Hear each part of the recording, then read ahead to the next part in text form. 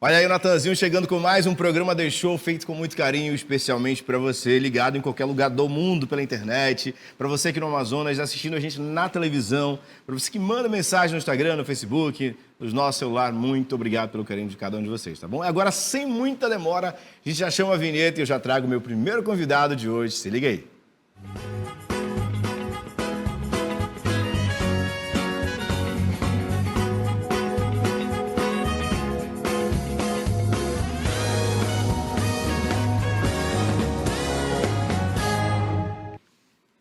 Muito bem, eu tenho o prazer de conversar e receber aqui no nosso estúdio o doutor Sérgio Vieira.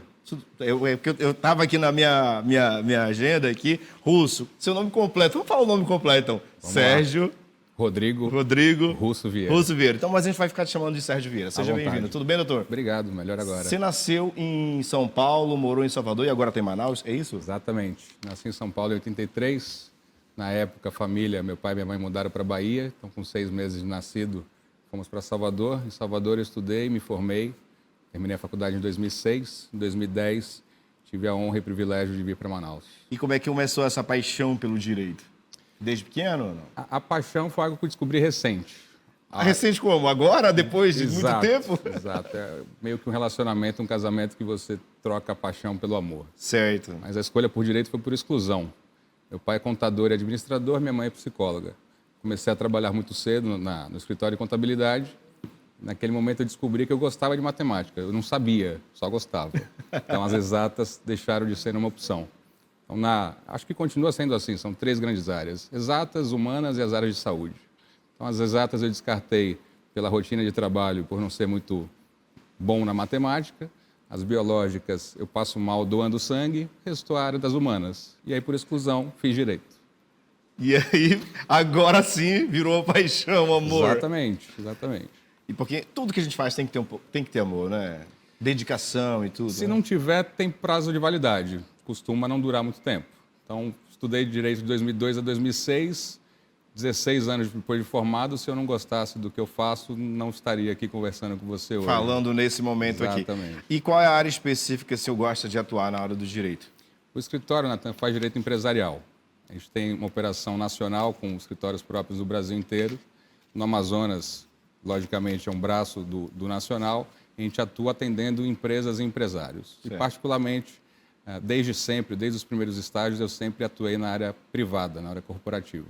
E hoje você representa o escritório do Nelson Williams aqui em Manaus, é isso? Exatamente, Amazonas e Roraima. Aqui no Amazonas e Roraima. E é muita coisa. Eu conheci o Nelson em um show do Gustavo Lima, lá em São Paulo, e a gente começou a conversar muito. E ele falou que a esposa dele é aqui do norte, né, do Pará. Exato. Me convidou para um jantar paraense lá. E olha que conexão louca, né? Ele casou com uma nortista aqui e tudo mais. Então. E ele tem uma energia muito legal. Como é que é trabalhar com o Nelson? Sou suspeito, Natan. Trabalho com o Nelson desde 2009. Eu entrei na filial da Nelson Williams em junho de 2009, em Salvador. Em 2009 eu tinha 26 anos. Então, pouca idade em qualquer referência. Hoje, 13 anos depois, eu tenho 39. Então, tem vários papéis que o Nelson desempenha e desempenhou na minha vida. Então, o Nelson é meu sócio, meu chefe, meu padrinho de casamento, meu amigo. É uma pessoa que você teve a oportunidade de conhecer, ele tem uma energia acima da média. Uma pessoa proativa que não passa despercebida em lugar algum.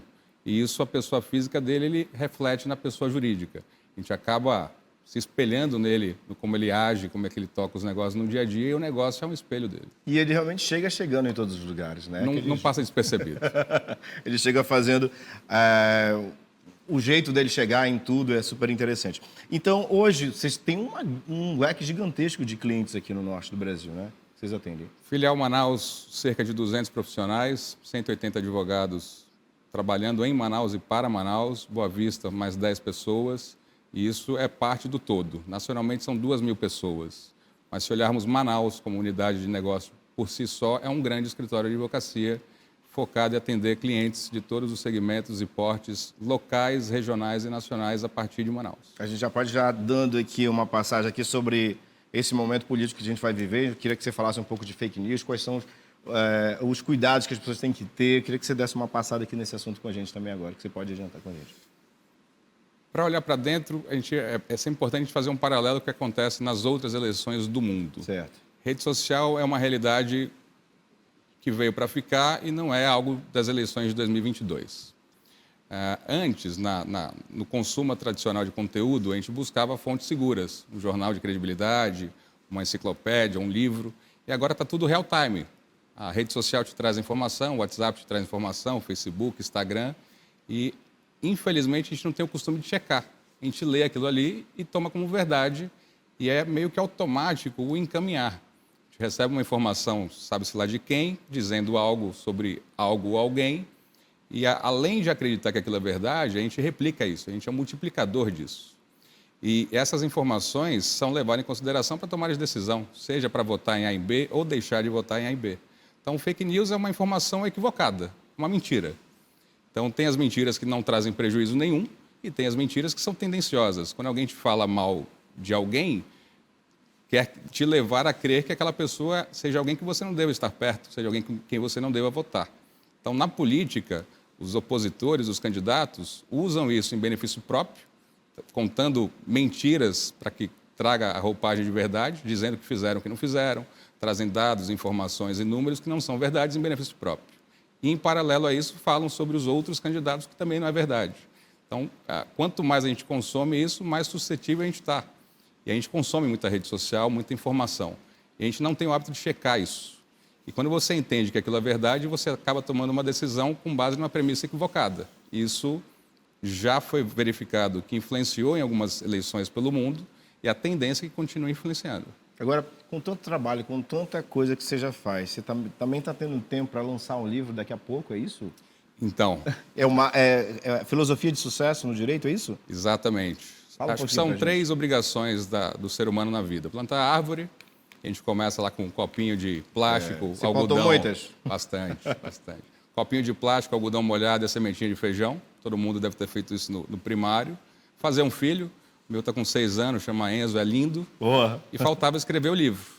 Então, talvez o livro seja o mais fácil. Fazer o filho que foi difícil e educar também não é fácil. E o copinho de feijão a gente faz com a professora Amanda.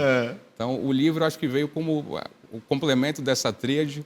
É algo também pouco usual ultimamente. As pessoas escrevem os e-books, escrevem muito artigos para plataformas digitais, mas o livro cai um pouco em desuso. Ainda tem o tradicionalismo, é muito consumido, mas as plataformas digitais, a leitura digital também acaba sendo um facilitador. Mas eu achei por bem conteúdo, a gente se pega às vezes na dúvida se a gente tem ou não, mas o mercado vinha pedindo isso e um parceiro meu que já escreveu outros livros, Dr. Bruno Pedro Bom, me convidou para escrever em coautoria com ele. Então, o livro já está escrito, já foi validado pela editora e está na fase de impressão. Os próximos 60 dias aí a gente está lançando. Os espectadores que estão assistindo a gente, o que a gente pode esperar, então, nesse livro? É um livro que a gente conta a nossa vivência, tudo que a gente viu, viveu e executou. Então, não é fumaça, é focado em cases práticos, em vivências, do que tanto eu quanto ele temos visto do mercado executado nos nossos negócios e os nossos insights de 2 jovens advogados. Eu estou com 39 anos, o Bruno não muito diferente disso, mas se pensar que desde 2002 eu estou no mercado, é uma jornada aí de 20 anos. Ou seja, daqui a pouquinho já vira case para os novos alunos da área do direito. Amém. Fácil. Que assim seja. E pode, dá para estudar bastante coisa ali, né? Dá para acompanhar. Tem bastante conteúdo baseado em prática, sai um pouco só da teoria. Claro que tem um paralelo entre teoria e prática, mas a gente traz insights de uma nova advocacia, com essa tendência de redes sociais, de posicionamento, de marca, Legal. de como se colocar para o cliente, para o mercado. Porque um advogado hoje, que você pergunte para qualquer advogado qual é o seu diferencial, se ele falar que ele é um bom advogado, ele não está dizendo nada. Você tem que ser bom para estar no mercado.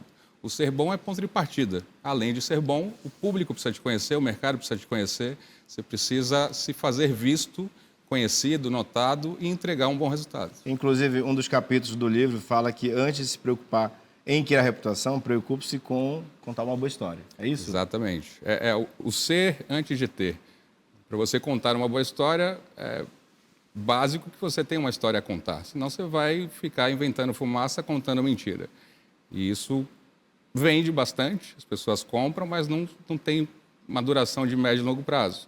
Para você poder contar uma boa história, você tem que ter vivido uma boa história. Você precisa ter conhecimento do que você fala. Então, antes de ter o know-how, o cargo, o título, a autoridade que tanto se fala seja isso. Então, tenha conteúdo para que você tenha capacidade de falar a respeito.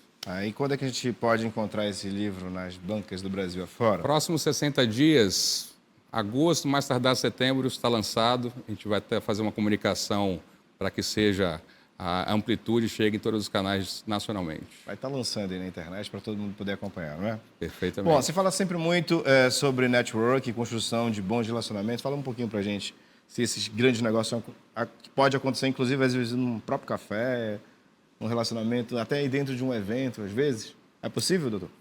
Não só os grandes, Natan, qualquer negócio. Pequenos, médios e grandes são negócios. Negócios, no final do dia, são pessoas. Alguém compra e alguém vende, alguém contrata, alguém é contratado. No final do dia, tem duas pessoas com uma caneta na mão. Seja uma empresa de pequeno, médio ou grande porte. Independentemente do que seja. Comércio, serviço, indústria. Se você parar para olhar friamente, é isso. Profissionais capacitados, tem muita gente ruim, tem muita gente mediana e tem muita gente boa. Como é que o mercado escolhe isso? Como é que você se faz visto e escolhido pelo mercado? No final do dia, se conectando com pessoas. E o vendedor chato, aquele vendedor tradicional que quer a qualquer custo te vender e está todo o tempo querendo marcar reunião e apresentar e tal, está saturado. As pessoas já conhecem como é que funciona isso. Então, me recebe para bater um papo. Esse papo vira uma proposta e quer te empurrar algo a qualquer custo. Deu uma invertida. As pessoas sabem o que querem comprar, as ferramentas disponibilizam pesquisar quem são os melhores, quem está no mercado, quanto custa. Hoje, antes de comprar, a gente sabe o que a gente quer e quanto custa. Porque está tudo lá na internet. Não tem mais aquela dúvida de quanto será e tal. Então, o diferencial é se colocar para o mercado, entendendo quem é o teu público-alvo e se conectando com pessoas. As pessoas tomam decisões. Seja a gente no nosso dia a dia, seja o nosso contratante. Ao criar relacionamento real, o networking é se conectar com pessoas. Só que isso tem vários degraus. Aquela conexão fria só para vender não funciona, a meu ver. Então, quando as conexões são reais, quando você cria uma relação de ganha-ganha, tanto você oferece quanto você colhe isso, você vende e você compra, as pessoas costumam prestigiar e privilegiar esse tipo de profissional. Bom, e você também realiza algumas mentorias, né, na rede social? Exatamente, usa essa também. Plataforma? Tanto presencial quanto online. Online tem um público maior pela facilidade. E assuntos bordados são pensados para cada momento, para cada live? Como é que você faz?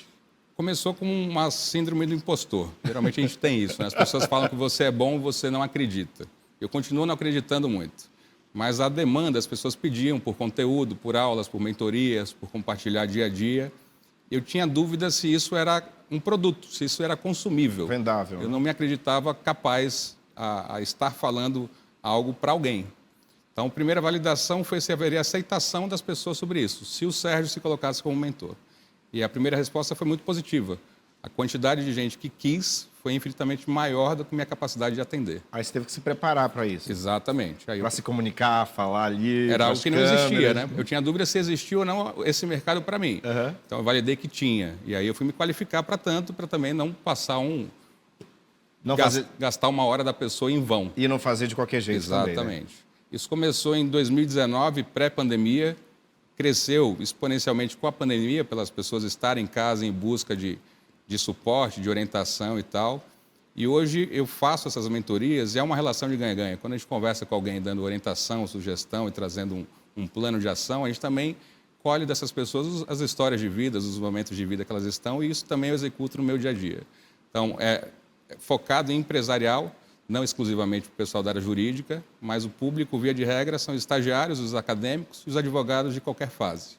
Mas, como meu dia a dia eu toco um negócio, como qualquer outra empresa, eu tenho alguns clientes que são empresários de outros segmentos que também eu faço esse acompanhamento. Muito bom, muito bom. E para chegar onde você chegou, você teve alguma inspiração? Uma grande inspiração? Qual que era nenhum nome muito famoso e está tudo certo. Dentro de casa eu tenho meu pai, que é uma fonte de inspiração eterna e continuada, como pai, como profissional e como amigo. Meu pai é contador e auditor, trabalhou nas Big Four e sempre teve uma dedicação muito grande ao trabalho, à academia. Ele sempre deu aula por vontade própria e por acreditar que replicar conteúdo se divide para multiplicar. Então, esse exemplo muito próximo e continua até hoje sendo. E pessoas que em determinadas fases da vida me abriram portas e me deram a mão. Seja o primeiro estágio, que eu fui atrás, pedi, muita gente pedia, mas alguém me abriu a porta. Então, essas pessoas que fizeram parte desses momentos de vida foram inspiração e continuam sendo. E atualmente eu estou 13 anos no escritório. Então o Nelson é uma fonte de inspiração diária. O negócio se reinventa, ele se reinventa, e a gente que está dentro participando disso, a gente precisa estar no mesmo passo, senão a gente fica para trás. Então o escritório, a Nelson Williams e o Nelson Williams são fontes de inspirações. Doutor, volte mais vezes, a casa é sua. Sempre que você estiver aqui em Manaus, você fica lá e cá também? Que nem eu. Ponte Aérea, São Paulo, Manaus, mas a base, família, filho, casa está em Manaus. Tá tudo aqui. Muito obrigado, seja muito bem-vindo. Sempre que tiver novidade, pode vir aqui no nosso programa. Conte tá bom? comigo, obrigado pelo convite. Intervalo, já já estou de volta com mais The Show.